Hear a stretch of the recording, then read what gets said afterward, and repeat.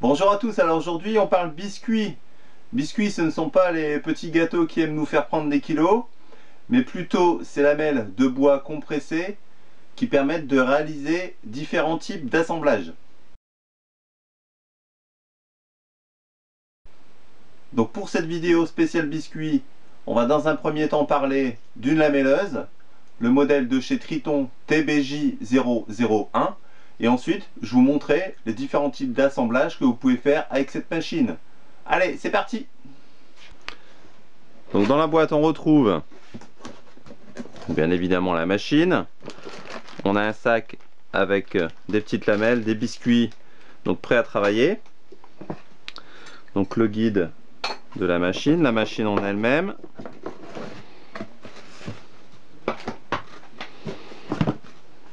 Un sac à copeaux. Donc ça c'est l'adaptateur qui était fourni à l'origine sur la prise, comme habituellement pour tous les modèles Triton.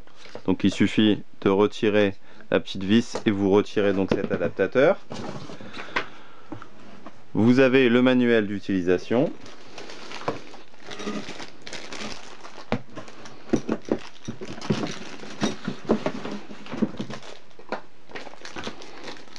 Et vous avez donc une clé Allen et une clé à ergot donc pour changer la lame.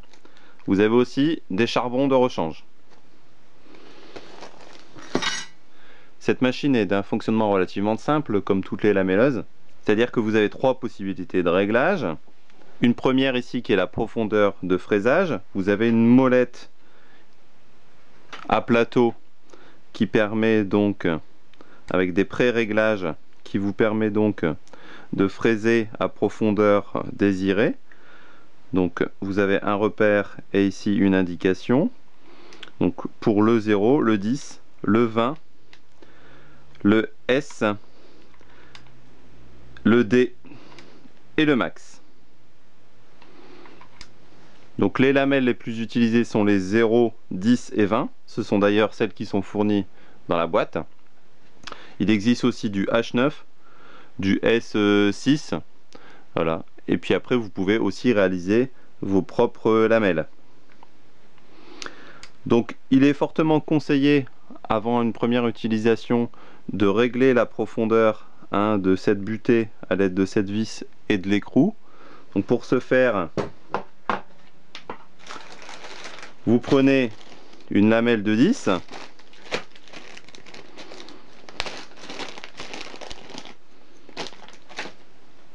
Voilà. C'est tout simple, c'est marqué dessus, 10.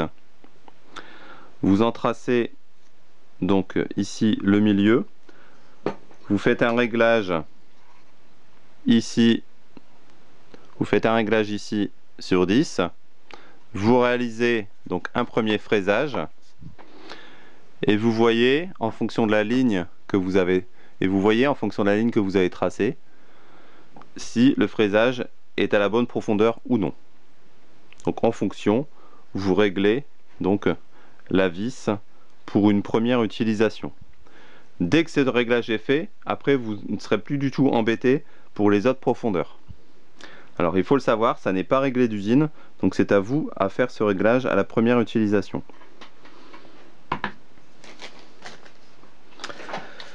Donc premier type de réglage, on l'a vu. Deuxième type de réglage, on a l'angle. Donc vous avez ici une petite manette. Vous avez un repère ici sur le dessus de la machine et un rapporteur d'angle.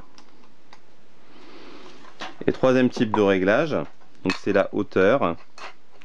Donc pour ce faire, vous avez donc ce petit chariot à venir installer. Vous avez une hauteur réglable entre 0 et 40 mm que vous venez bloquer ici avec votre molette.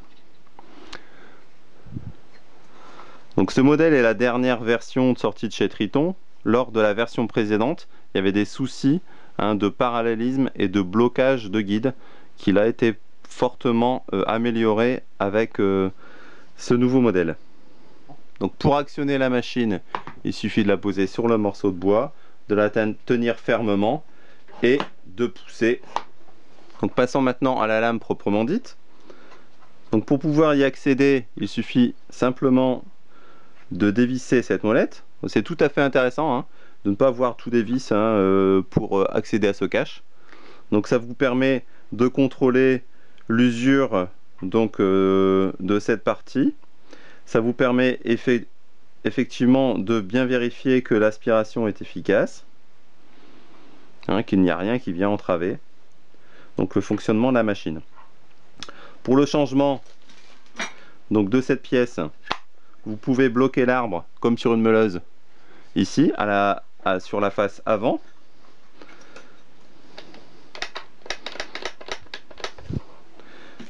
Et donc avec votre clé à ergot, vous venez dévisser cette partie mobile pour pouvoir retirer la lame et donc la changer.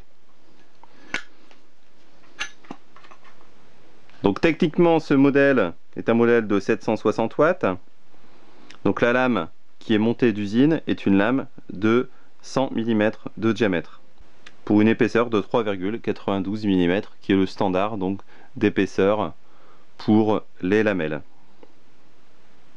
Donc la hauteur d'ajustement, on l'a dit, est entre 0 et 40 mm. Et le câble fourni avec la machine a une longueur de 3 mètres. La machine en elle-même pèse 2 kg 650, ce qui est relativement acceptable. Donc premier type d'assemblage, l'assemblage à plat.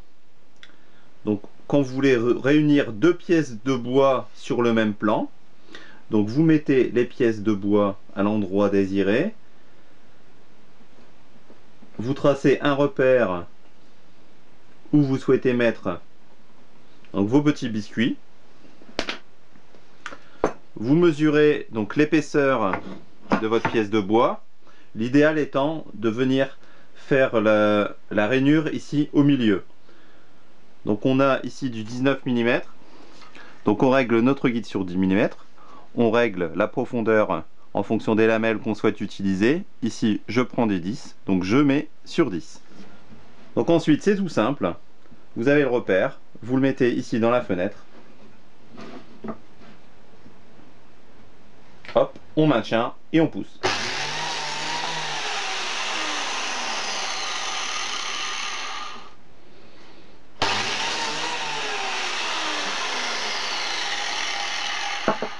On fait la même chose de l'autre côté.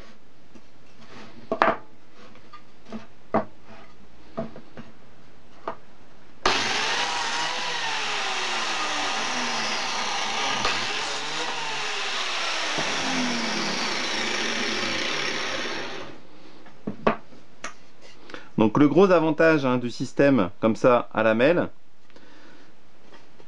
c'est que vous n'avez pas besoin d'être précis, hyper précis comme le système avec des tourillons, puisqu'il peut y avoir un petit jeu latéral comme ça de plusieurs millimètres. Ça vous permet d'ajuster lors du collage et du serrage au mieux vos pièces de bois.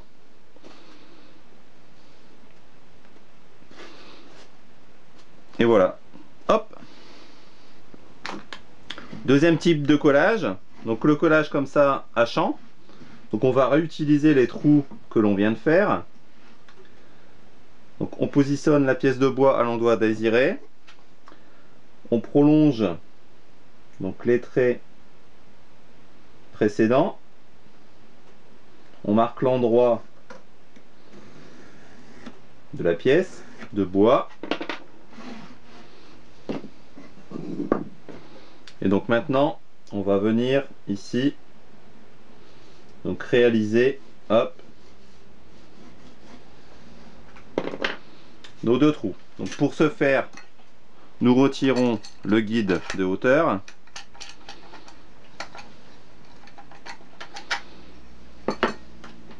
Et on va venir donc faire cette manipulation à la verticale. Donc, quand vous retirez le guide de hauteur,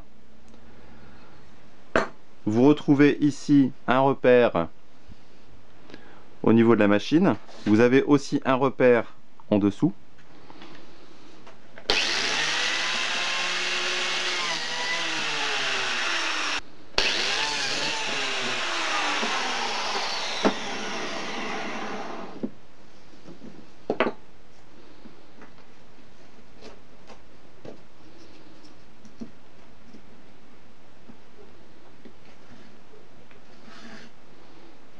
voilà.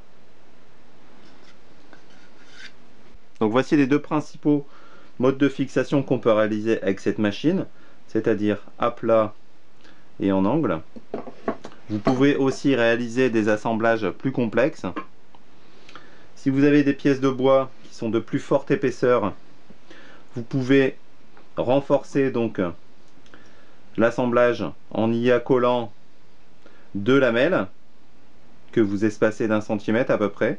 Ça renforcera donc la force d'assemblage.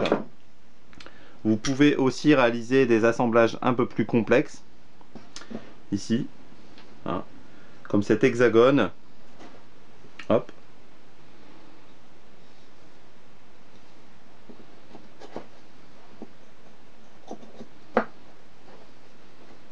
Voilà.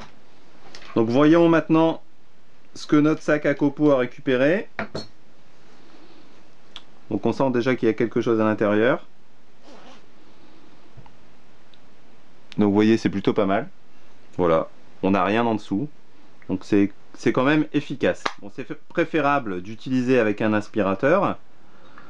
Mais si vous ne l'avez pas, le sac à copeaux, vraiment ça dépanne. Voilà, donc j'espère que la présentation de cette machine et les différents tests vous auront permis de vous faire une petite idée donc, sur l'intérêt d'une lamelleuse en atelier. Donc pour les bricoleurs comme moi, je trouve que c'est un produit intéressant puisqu'il permet de réaliser une grande partie des assemblages. Bien sûr, ça ne remplace pas tout, hein, mais c'était quand même un bon complément. La facilité de placer donc les lamelles et le fait de pouvoir avoir un petit jeu au niveau de l'assemblage, donc ça c'est vraiment un gros plus. En plus, bon, je l'ai trouvé relativement simple d'utilisation.